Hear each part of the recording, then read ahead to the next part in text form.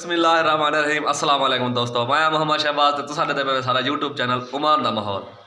ते उस्ताद साडा आज पराठे बने पे ओए यार पराठे ना साड़ बने उस्ताद जी केड़े पराठे न आलू वाले हयात्या आलू सारा मिर्चा विच बसल पैन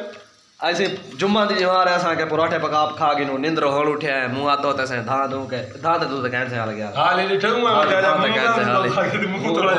थोड़ा थोड़ा दो आए हैं जो क्योंकि पराठे पकावणे आंदा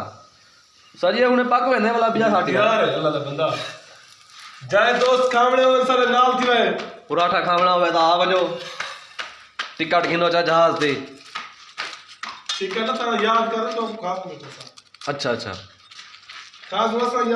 याद तो अब कर बस लेकिन खास हूं असा सान आई तो मामा खलील सुता पे मामा खलील तो आख्या से असा के मामा खलील हर वीडियो जो होसी पिया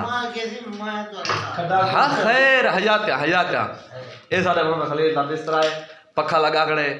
ठीक है नाल चार्जर लगा पे ओए पराठा ना साड़ बनी कहना कहना फोन सटे उस्ताद मैं के पहले वाला पे साड़ बने बता अजा दो पराठे पकन पराठे चले पूरे पका के तू खावन बासू तो आपको याद करे सो बेटे तुसा सारे चैनल को सब्सक्राइब करो शेयर करो कमेंट करो ज्यादा तो ज्यादा शेयर करो ज्यादा से ज्यादा कमेंट करो सारो